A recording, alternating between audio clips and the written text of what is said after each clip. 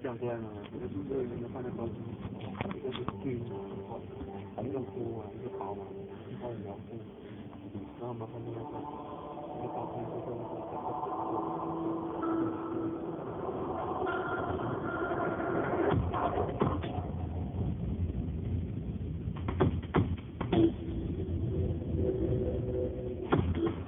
Technology is hypnotizing. It really is. Bright colors, and flashing lights, and it's backlit. And that's not new. It's always been that way. But regardless of how good your technology is, how brilliant your idea is, we mustn't forget that it's always people. The technology can be seductive, but if you don't understand the people component, it's not going to work. Last month alone, 55 internet companies closed shop. These companies are running out of cash. They cannot continue operations. Microsoft lost $2 trillion on paper last week. Fundamentally, the great entrepreneurs, the ones who will make it, aren't doing so with delusions of millions or delusions of domestic success. They do so because they love what they're doing, and the money and the success comes later. I do love what I do. I love what I'm doing. I'm passionate about it. It's almost a naive passion. There's an addiction to it. If I didn't get paid to do this, I'll try to figure out how to get paid to do this. I want to be an entrepreneur. By the spring of 2011, the technology sector had rediscovered its motto, unleashing a new breed of startups. I've worked on this so long. Eager to compete in the marketplace of ideas. Because I've done nothing but sleep, eat, and clean this machine. And there's an idea that's so compelling that it inspires you, it leaves stability. I somehow talked my family into how it's a good idea for me to start getting paid. I was told I was crazy over and over again. Why not take a chance on this thing? But while the landscape of the business has changed, the heart of the entrepreneur is as crazy as Saul was saying. I discovered the source of life. You're crazy. There's so much that can go wrong. I know the exact date for my little now. We are putting absolutely everything into it. That was money that we had, but actually it's for a house.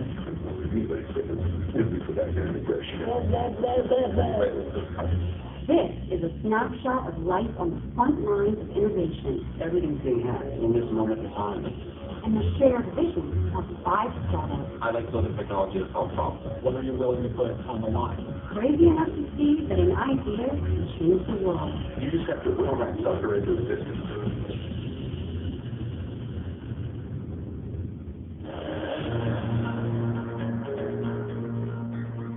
Entrepreneurs are heroes in that they create value for society. The problem is, of course, there's so much competition, there's so much noise. It's very hard, extremely hard to get your product seen and noticed. How do you get attention in this world? How do you get distribution of your idea? Coming to events like South by Southwest or GDC or demo is super important. Technology is a crowded field right now, and if you're going to innovate something that's going to catch on, bar is very, very high. Jim was all about the pitch and the presentation of the company. So you're looking for the first company. Good morning. You're not only meeting people who are potentially investors in your company, but you're also getting all that media attention. Good morning. I'm Jen Perlman of InLab News, and I am joined by the first presenter of this conference, Joanne Lane of About1.com. Joanne, thanks for being here. Thank you for having me. I think that successful products and services have to have some kind of personal narrative, and I think that that's critical with these types of events. All right, so I'm going to just guess that you probably have some personal reason why maybe you started a little bit about your story. Yeah, I have some small children, small boys, and one of my sons got very sick in a health emergency. It's like it's a worst nightmare. My second son has asthma, and he's collapsed and stopped breathing. And they called me and said, you need to come really, really quickly. And I left the house holding my phone with my car keys. And when I got there was an ambulance. I thought, that can't possibly be my son. And he was in the ambulance, and he was limp, and his eyes were rolled to the top of his head. And the paramedic said, I need this information about the stock, I need his medication, and I couldn't give them the information. The information was in my house. In fact, I was super organized, everything filed away. I couldn't get to it, and I had my phone, and I was calling, but nobody was home. It was a very long ride. to go to the hospital so that he could get the treatment that he needed. I felt like a failure. It was horrible. Clearly, if you've been that personally affected, then you're going to be driving to that solution in a more focused way. And at the time, I worked for SAP in the original cloud technology team, and so I always kept thinking, I need this solution to help me, and then being trained on cloud technology and having this turn as a mom kind of helped me merge those two things together. AboutOne.com is an online family management system that helps you manage your precious memories and household information. You enter information about your family or your memories in seconds, very, very quickly, and then we take that information and add wisdom and make it useful to your everyday activities, and the information's always there in an emergency. What I like about her is that she's her customer. When an entrepreneur is also the customer, they should be on to success, and that's one of my favorites. We just hit 4,000 members today, and we signed up 500 this month. Hey, look, there's more coming through. Can you see this one? Ollie's just signed up a couple of seconds ago. We constantly look what do our customers want, how do they need it, and I think that helps with this kind of customer retention. Whether it's a customer or an employee, the reason they would work with you, the reason they'll buy your product is because it's deeply personal to them that you're successful. You're going to see products, the graphics, and if you can really connect on a human-to-human basis, which I think you can do in an amazing way on the internet, people are rooting for you more.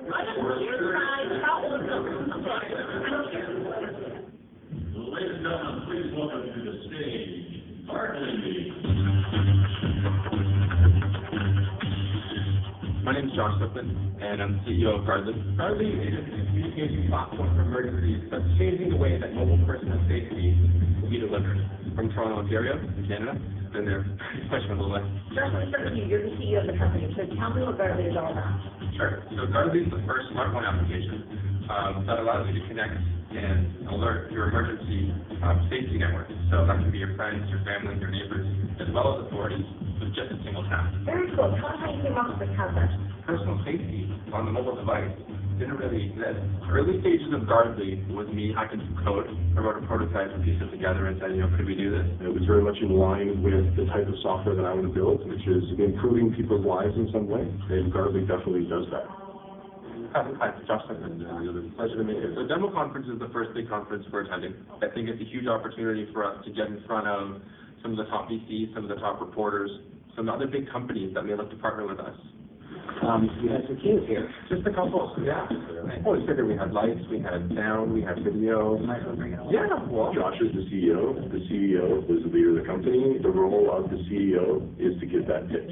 We're going to show the audience what it looks like to participate in this emergency network. That'll show up on the big screen. People will be able to see that. I'm going to take a picture of the crowd. I may or may not do that. We're going to simulate the map view so people can see different situations that Gardly can be used. That's how Gardly works, yada, yada, yada. Let's see what this looks like in mobile web. And then we come back to me, pause for a quick show of hands. Thank you, everyone, for participating. Jim, how's life? We've got a really complex script.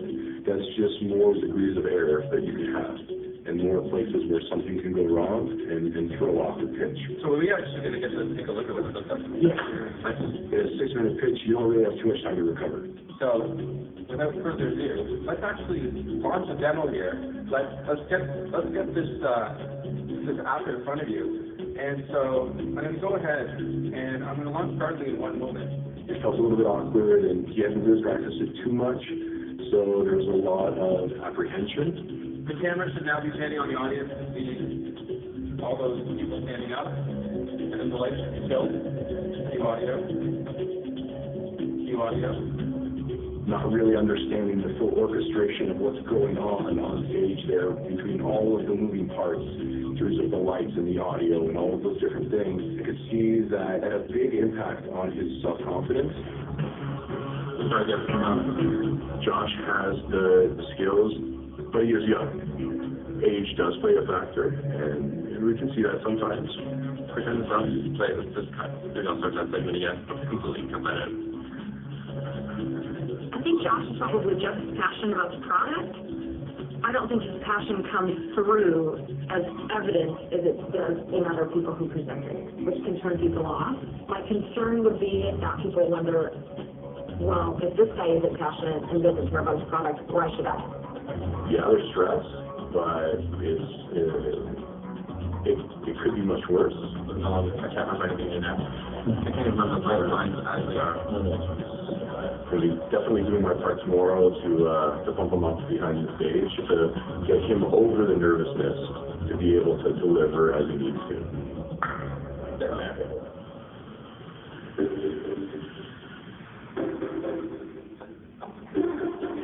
I am nervous in an excited way. Yeah, I'm nervous. We should have some work different. I didn't sleep last night, I just dreamt about this thing the whole night and then you want to throw up. When you're a CEO, you need to be an accountant, you need to develop the product, you need to manage your team, and now I need to be some kind of super enthusiastic star on stage going, okay, everybody buy my product, it's so fantastic. I never stopped as an entrepreneur. There was no off button. I went through 8 years of a lot of stress. And I think if you're going to start a company, you need to be in a frame of mind where that's how you're thinking. And if you're not willing to think that way, there's nothing wrong with that. Just maybe you're not prepared to take on the responsibilities of running a startup. Try not to hold on to the card with both hands. Okay, so I don't know if I can think about anything right now, but I just want to make sure my words come out. There's two emotions that an entrepreneur feels. Abject failure or absolute excitement, right? You're either in euphoria or you're in surprise.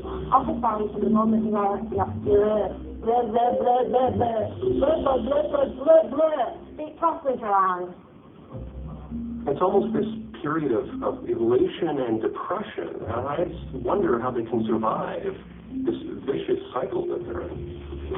Okay, I don't think I can do it anymore. I'm going to lose my voice. Oh. You need to recognize that there's another high coming. So it might be a week of everything's horrible and everything's bad and everything's costing a lot of money, and then all of a sudden something amazing happens again.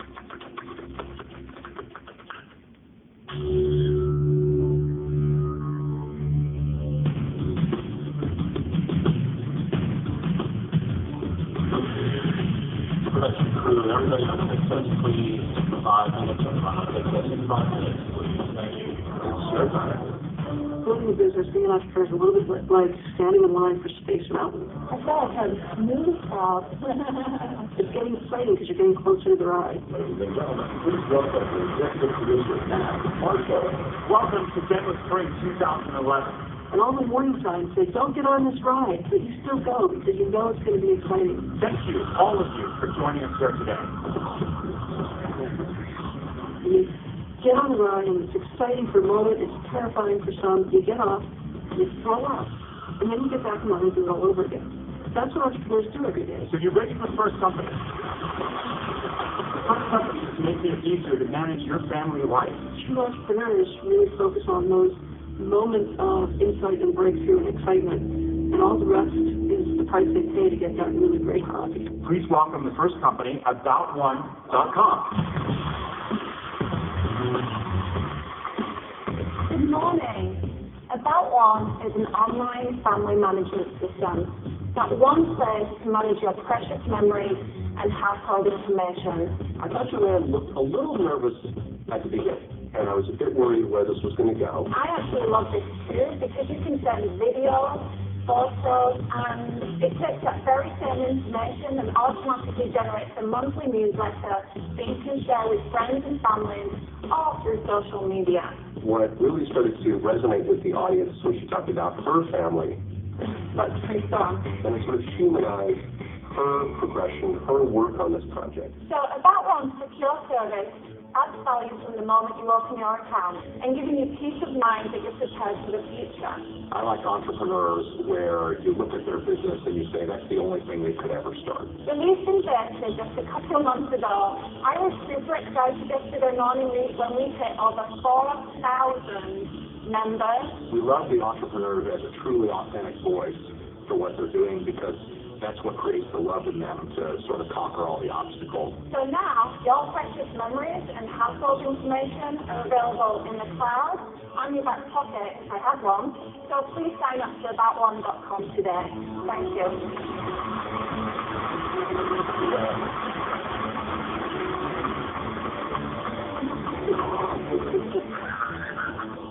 Oh, it was just amazing. I was so nervous beforehand. Like, it really was shaking, and it just kind of all went so fast. Oh my God! I knew she was either going to pass out right when we walked out there or just kill it, and she killed it luckily. Such a big dream.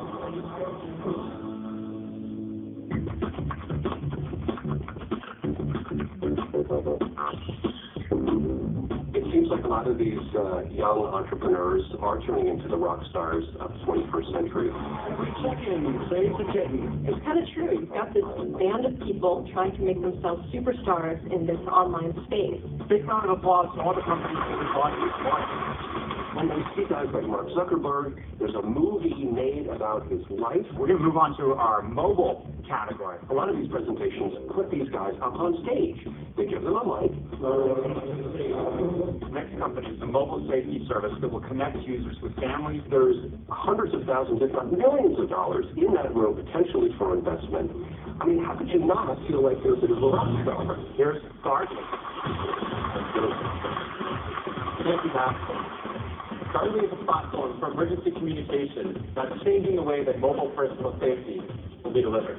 Josh came across very educated, very knowledgeable about the product. Gartner will be the first mobile application for smartphones that allows you to simultaneously alert and connect with your personal safety network all in a single tap. A lot of these guys are so smart that they're almost too smart for the audience. So the pitches that really get noticed are the ones who are innovative in their pitch. I'm going to show you how powerful Gartner is. Please out. I'm here on the stage of demo. The lights have gone out.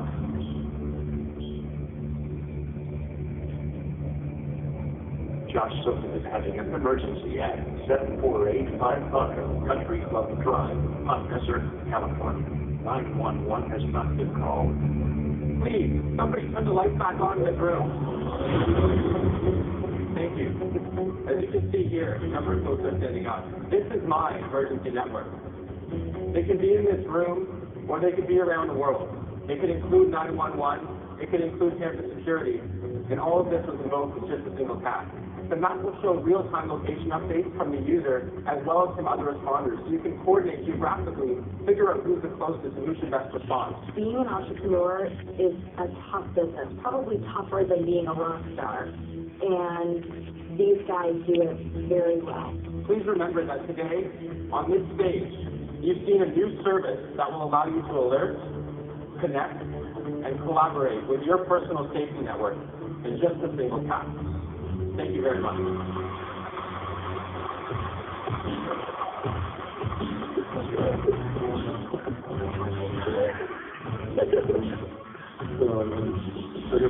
Oh my God. Walk in the park. Oh, yeah. Flawless. After all the preparation the last week, rehearsals, all that, fantastic. Nice when the demo actually works.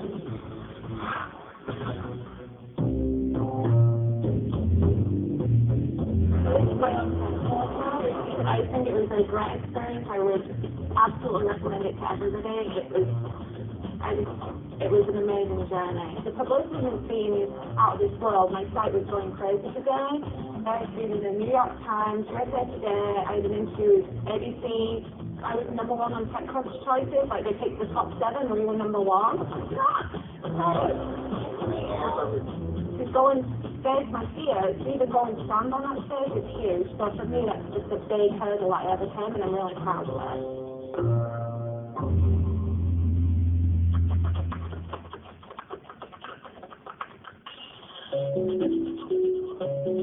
For a pitch to go well, you've got to be prepared. But after a successful pitch, many startups are unprepared for the terrain ahead. For the inexperienced entrepreneur, it can be all too easy to step off the stage and into a minefield. So it's currently wildly successful after demo or otherwise. We do make this challenging. Absolutely. There's a number of potential acquirers of Gartner.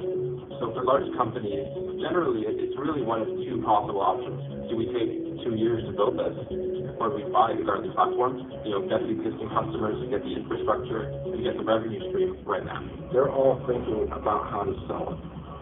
They get funded, they build it out, and then they try to get a big company to buy them out. That's what's going on in their head. Big companies don't have big ideas.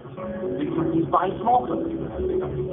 And when that happens, you have older dinosaur management supplanting the young, vibrant, dynamic management. Then they become obsessed with the data and the numbers and the market research. And they start asking people, what should we do? We're excited for these huge companies.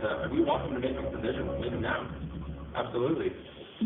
Back in 1996, I co-founded a company called Click Exchange with my college roommate, and we grew that to about 100 or so people, and then ended up selling the company 2.5 years later to Microsoft for $265 million. But they never really took advantage of our ad network or of the other things that we had going on in the company. The whole thing just fizzled, and eventually Microsoft shut it down, the service completely. They basically ran it into the ground. Do I regret selling the time? Absolutely. You know, they put in money at the right time, but there was no innovation after that. They just shut innovation down because they didn't understand it. Remember Friendster? Remember that one? Right? That was changing the way we're going to live our lives. And then it was bought and it was destroyed. And remember MySpace? Oh, it was incredible. We were all on MySpace. And then it was bought and then it was destroyed. My name is Barack Obama, and I'm the guy who got Mark to wear a jacket and tie. Facebook is sold to Yahoo. It might not be where it is today. Looking back on it, though, when they turned down an offer for $1 billion to acquire the company, that was somewhat shocking news at the time. Now you can see that Zuckerberg and the team around him had tremendous vision for where the site was going to go to where it is today, where it's valued at something like $50 to $60 billion, maybe more. We got acquired, and the acquiring company didn't do a good job of bringing the product to market. Of course, it would upset us. Business with an exit, the goals aren't the business. The goals are to use the business to get something else, like money. I say run away from that thing. And the reason is because no one's going to be passionate to want to work on it, except for the 3 guys who were cashing out. And presumably, once you have the money, what do? You go sit on a beach, or you try something else? Like, what is actually your goal there? You're kidding, Carlos, if you want us to do a startup. You know, you get in the system where you burn and turn these companies. You know, you got to be careful to guard your dreams. Hey, why not? My own business. All you need is a little capital, a little push, an idea.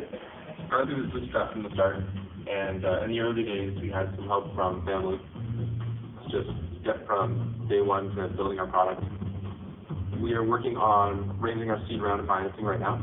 It's an interesting time for sure.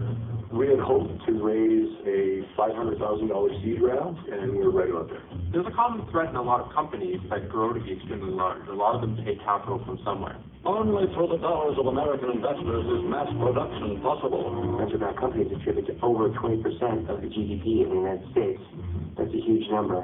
And venture-backed companies are big companies. Companies like Google, Oracle, Starbucks is venture-backed. Without that funding, a lot of these products that you see out there, they wouldn't receive the opportunity to be, created. Bringing to the American people the goods and services which make life convenient and pleasant. Without venture capital, we wouldn't have a coffee today. I'd love to move away from the idea that a startup is something that's backed by venture capitalists. Venture capitalists may be the single most harmful thing to the success of a startup. When capital is overabundant, entrepreneurs build for the investor. And that's a big mistake. You either have to have a very, very smart investor, or you're kind of screwed. No one can tell you where a first date will lead. I don't know if you follow basketball. I don't follow basketball. Match.com was a great lesson for me, especially in the power dynamic between investors and the entrepreneurs. Our first conflict at Match, and probably the fatal one, was when I said, let's not just accept straight, let's go gay and bi, the whole community. And the reaction there was stunning. The venture capitalists were horrified at this idea. I saw market people who were willing to put their credit cards into a web page, and to me they were customers, kind of felt like a 14-year-old who was telling their parents they don't know everything in the world. I don't understand. And usually that doesn't go over well. I'm cutting off your allowance for a week as punishment for your rudeness. And they felt that I exceeded my authority as the president and CEO, and it led to our breakup. Steve, you're breakfast. Raising venture capital is more difficult than marriage. In marriage, if it's not working, at least legally you're allowed to get divorced. You raise money from venture capital, there's no divorce clause, you can't pay after a year. Turns out I actually don't like you. And I actually don't want to spend the next 5 years with you. And what I tell people is reference check your VC as much as they're going to reference check you. What you want to know is how did the VC act in a down market when the chips were down, when things were bad, were they honorable? So you want to find the 3 to 5 entrepreneurs who didn't succeed under that VC, and that's where you'll find the real information. Beyond the reach of venture capital lies another slice of the industry competing for attention in the technology sector.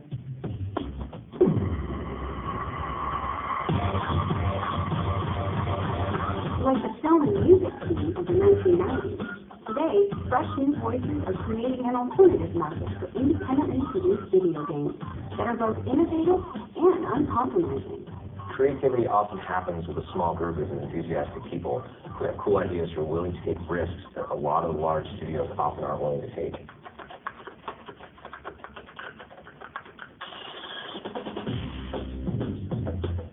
This is the world premiere. None of us have seen it yet. My name is Greg Kasavin. I'm creative director at Supergiant Games.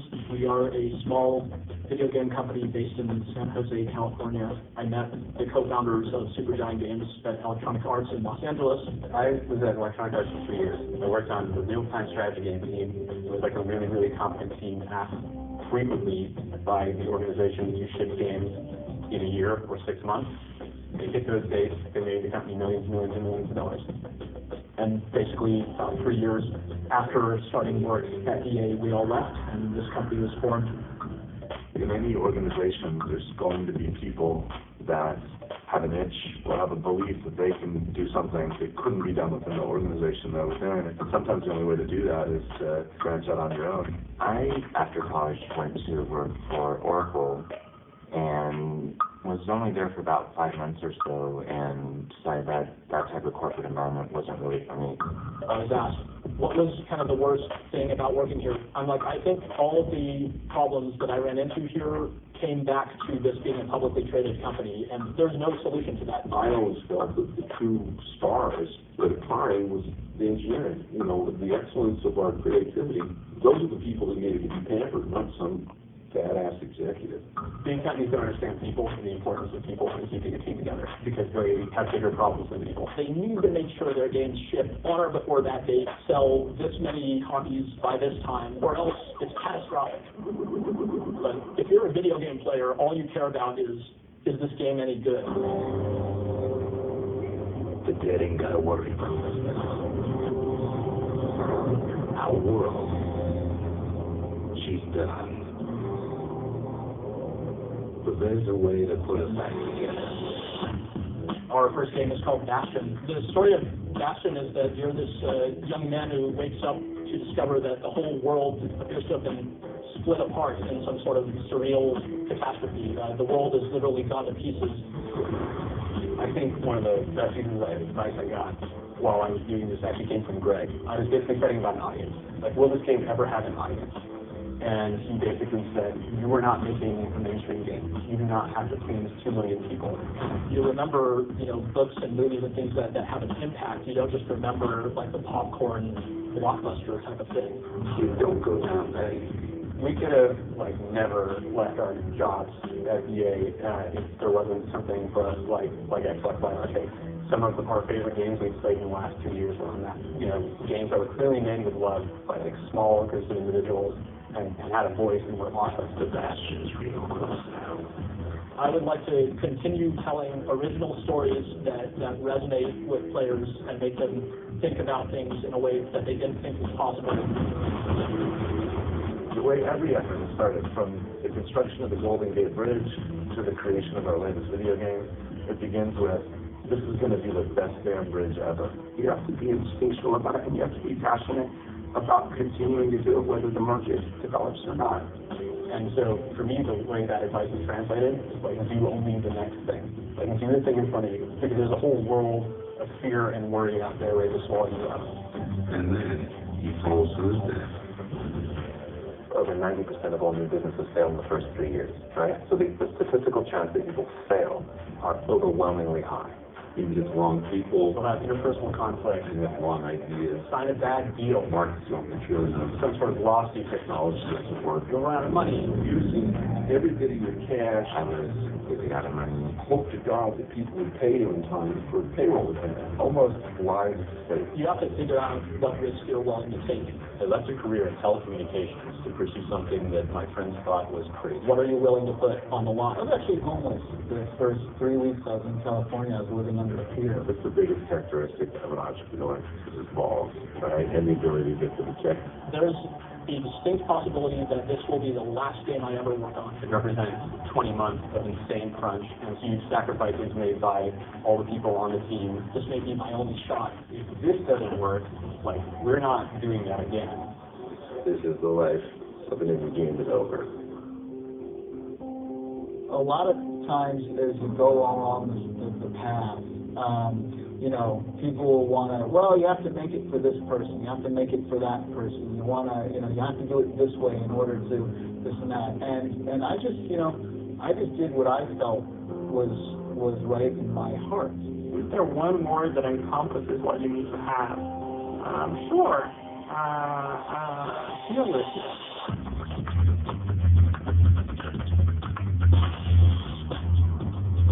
So we're in GDC for nominations in audio and art, and for us it was like just a huge honor to be nominated at all, because a lot of the games that get nominated go on to be some of the most amazing independent games that you see out there. What's interesting is today there are thousands of game developers out here. It's an industry. Back at the beginning of GDC, it was a lot more humble, a lot more garage. So for the past 15 years, GDC is now kind of a focal point for discussion of the craft and the advancement of the craft. And it's exciting to see the growth.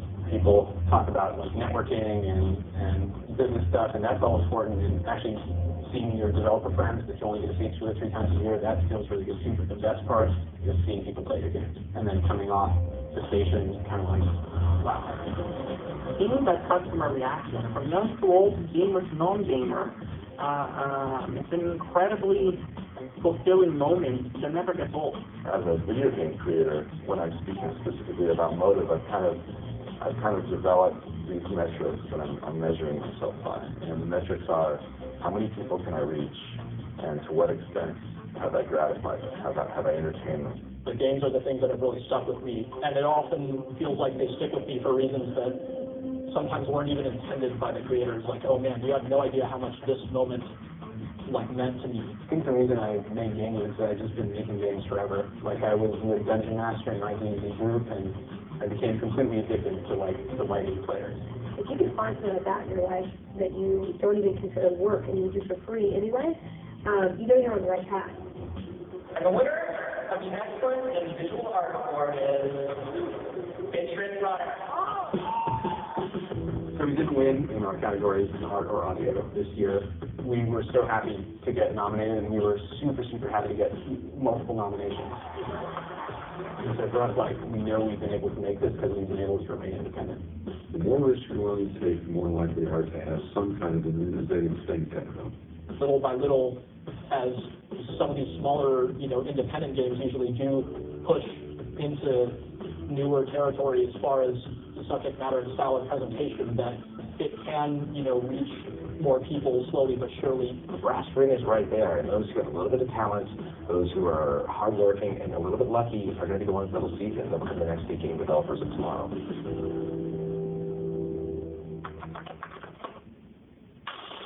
We're now seeing that sort of mad scramble to cash in on whether it's video games, a successful app, there's just a flood of innovation and people trying to capitalize on that. Now there really is a strong wave of entrepreneurship because it's so cheap to create a startup. It used to cost about $2.5 million to launch a proper web company. You'll find a service provider, you have to buy the equipment. We had to pay $800,000 to set up our storage alone in my first company. So much money at the time. I mean, you need the capital market to get down. You didn't know if you were actually going to make your money back. What's dramatically changed by 2011 is cloud services. The cloud is one of the biggest buzzwords in technology, and now cloud computing is going mainstream, you might say. Today, you're not building a data center and buying millions of dollars worth of servers just to have the ante to get in the game. Let's run it in the cloud. Now, you can launch the company in a couple of weeks, basically for free. That's been a tremendous game changer.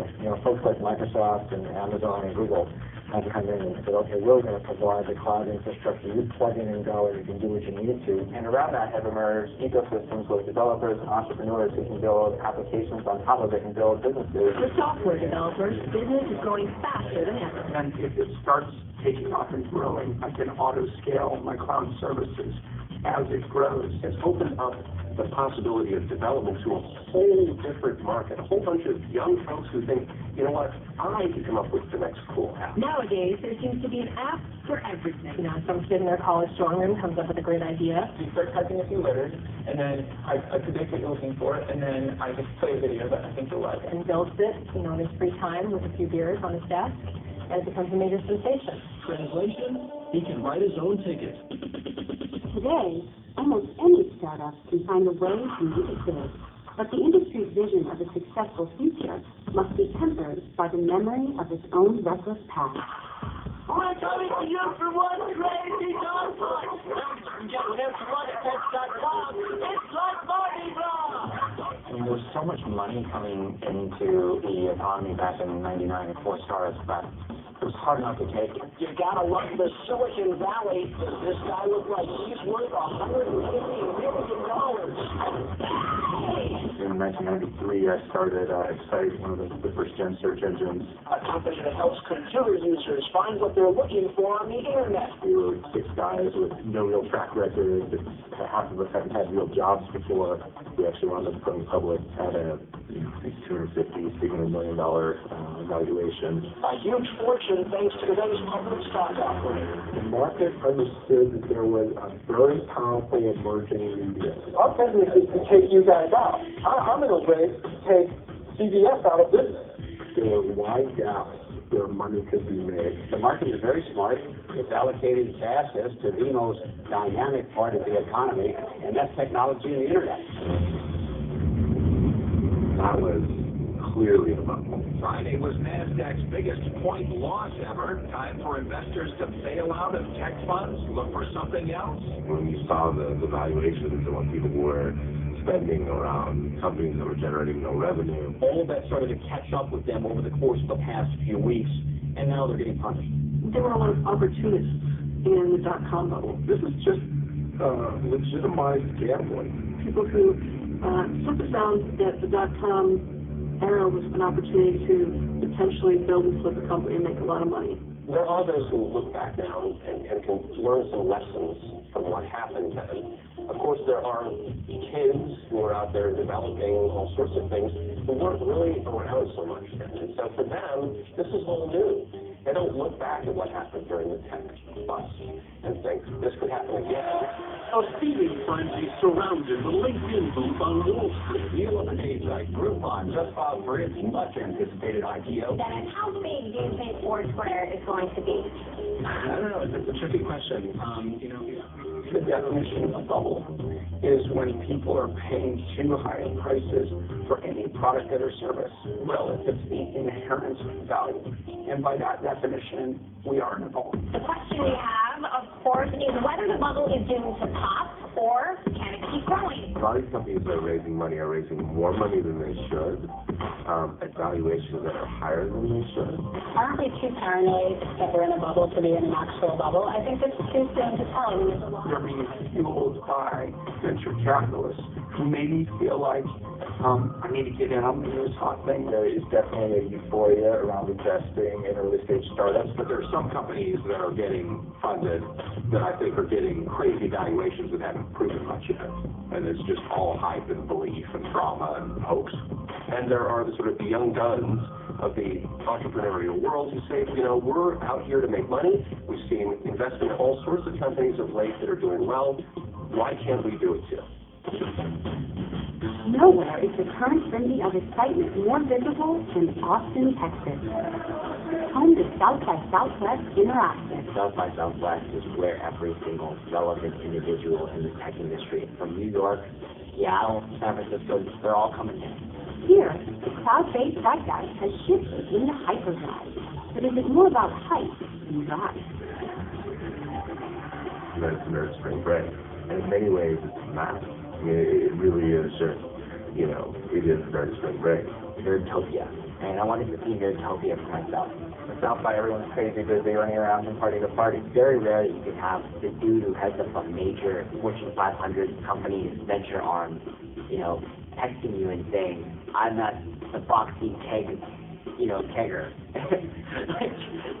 When does that happen? For all its distractions, South by Interactive is still more than just a place to get the party started. It's become a favorite launchpad for startups like Twitter and Foursquare, who recognize that Austin is not just about tapping into tech. It's about tapping into a culture of uber cool tastemakers, investors, and pundits.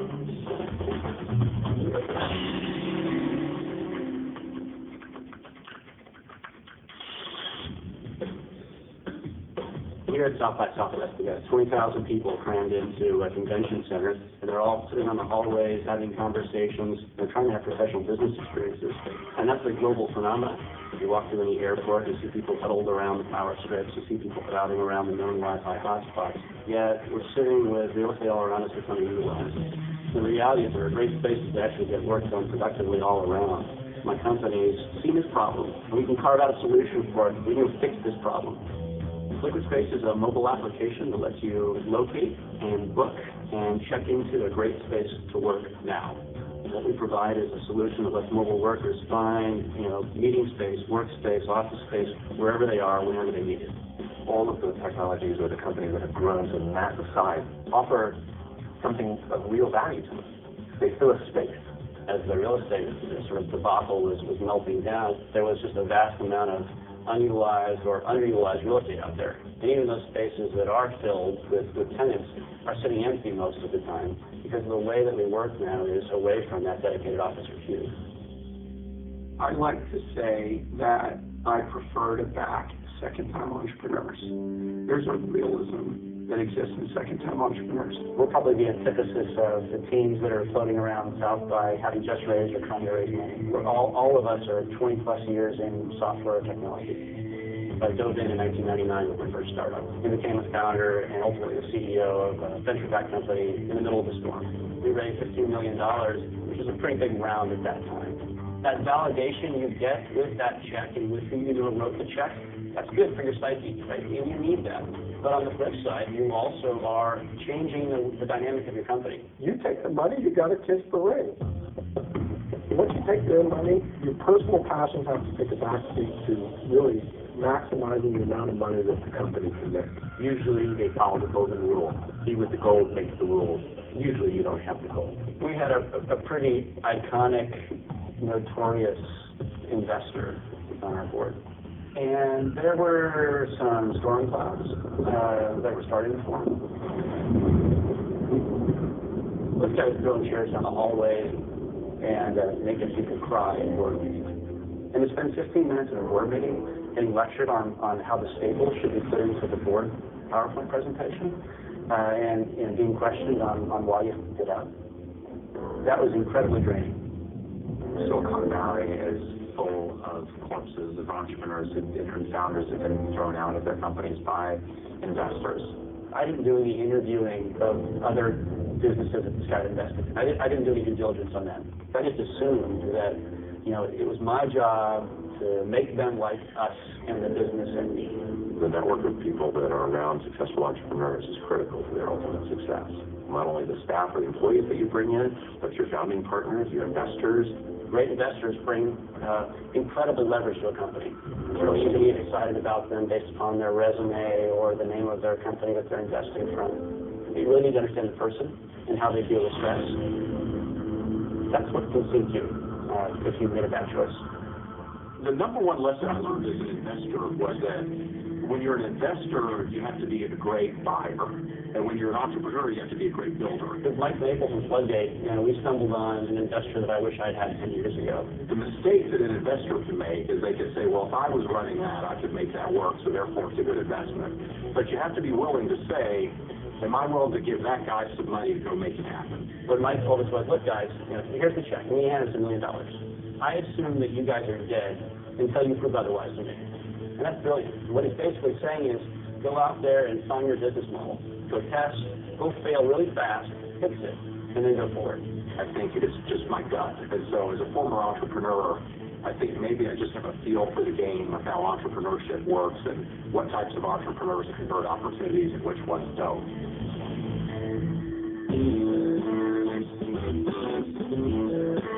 Something complex, interactive has become really important in the startup space because if you can get your application seen, you'll quickly get an idea whether anyone cares. Here at the show, we actually built an experience that we thought would uniquely serve them. So we built pop-up workspaces all around Austin and handed them a Liquid Space app to be able to book those spaces to actually get things done while we're here.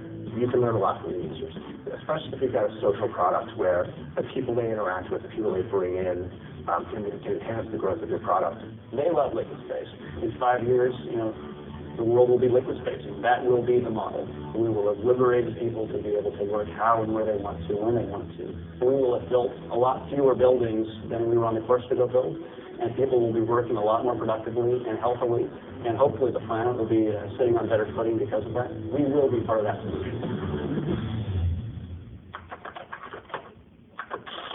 Many of the founders and co-founders of companies who end up in Silicon Valley didn't start there. Marcy Harris at Popbox, another company I'm back. She's a former congressional aide who sees a real problem that she's trying to solve. The light of day brings with it scenes of destruction all around Jackson, Tennessee. A tornado came through and ripped apart the downtown and a residential area near there. At the time, I was working on the mayor's campaign there, and he said, find out what people need and get it. That meant coming to town halls of Congress and ask for help from the senators and representatives there, and I learned that the system of information coming into Congress is broken. When you're talking to people at the agency level and then going home and having people who don't have houses sit in their office, it really drives home a lot of the power and the potential of public service.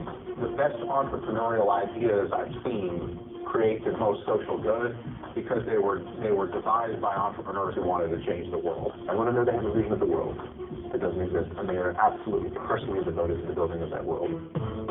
Popbox is a neutral, non-partisan platform for advocacy and legislative information. We start with a bill. Once it's introduced in Congress, it comes in and populates the page in Popbox, and individuals go and say what they think about it. That's sent to Congress, but it stays public, and all of that information is in one place available for anybody who wants to know what people are saying about the bill.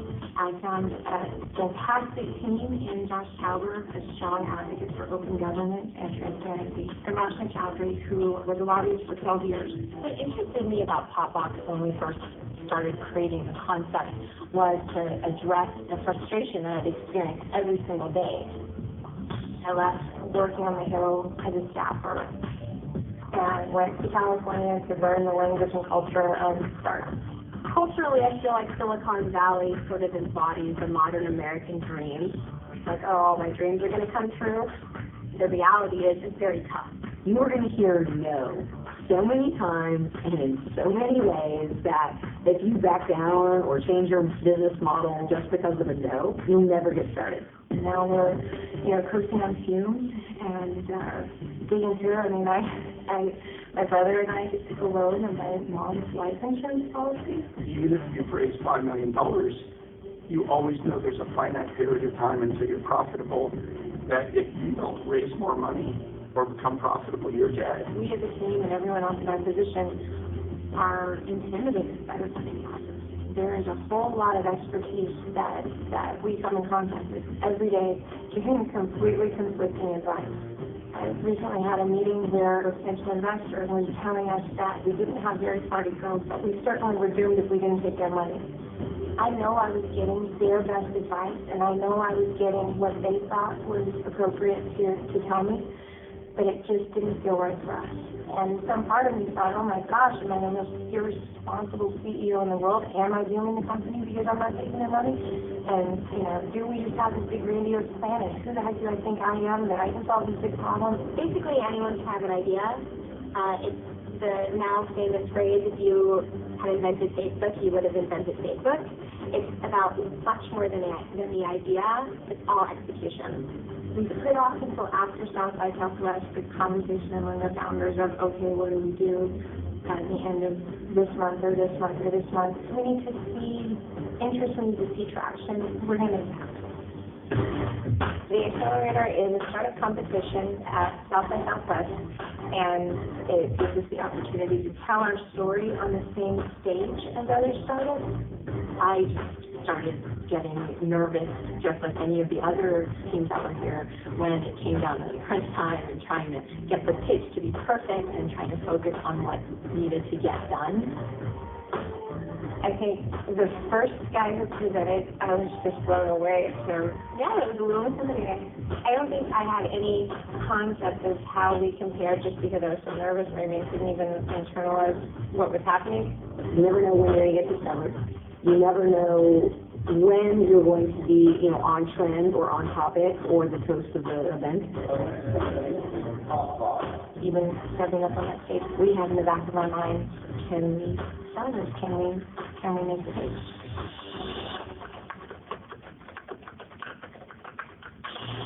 The traditional social media is not equipped to deal with Congress. On the Hill, you have about 350 million messages coming in, increasing exponentially, and they're overwhelming Congress, which can't hear the messages that are coming through. And for the people, the only option is to scream louder. The solution we've built takes the voice of the people and focuses it into issues, and funnels it directly into action points that can have an effect. I was 100% proud when Marcy was up there and she declared our wall because somebody tells you, hey, my daughter was affected by this issue, and it really is a bill, and if they would just pass it, you're moved. And you want to take action, but you're not going to. And it was exciting to see that on stage. Is there any approval process on the government side to be able to use this product?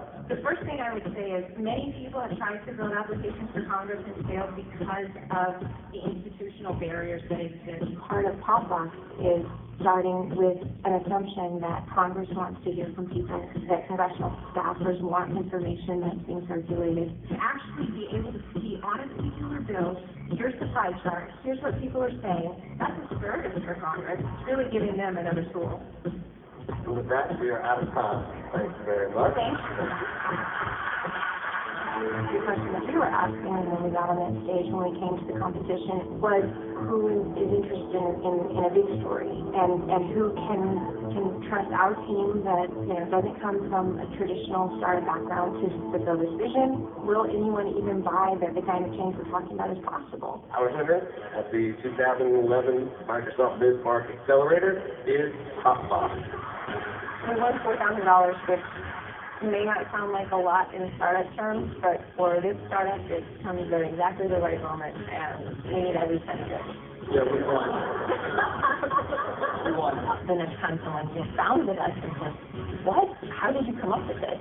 I know that I have the backing from a community that actually knows this field.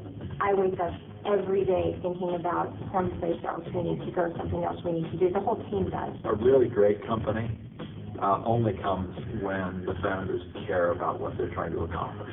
So we're actually looking to raise a smaller amount of money from an angel investor to get us through the next 6 months or so that we can meet some proof points along the way and show people that this inexperienced team can do what we say we can do.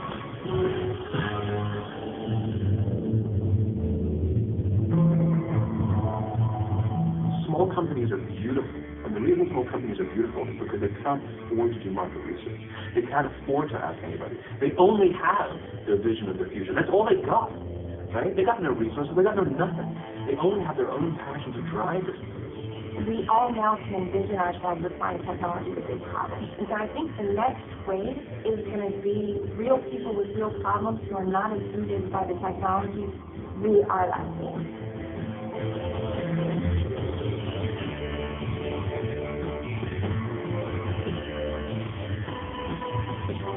I believe we have a revolution now where the entrepreneurs are firmly in charge of what's happening. I've had my pivots and I've had my failures, and it's been painful. I'm just wired this way now. I want to be creating things, at a whole lot. I want to be bringing new things to play.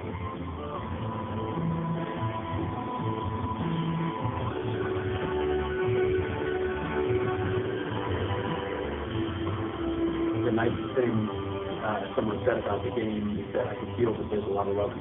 Like I can feel that this is going to go on. That, I don't know how he feels that. I don't know what gives him that impression, but I know it's what happened. So it's cool that comes out of the screen in some way.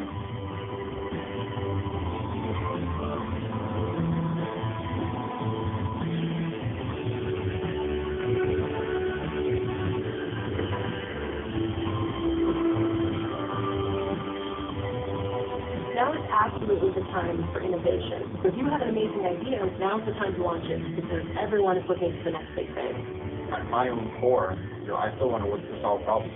It's an industry that makes me happy, right? It's an industry that challenges me, and that's not something that's going to change.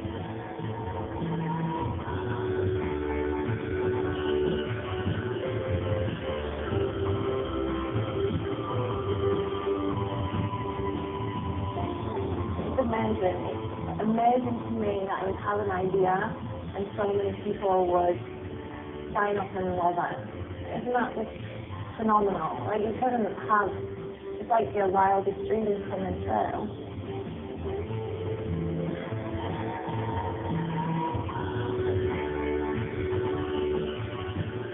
I work my ass off every day, 20 hours a day. You know why?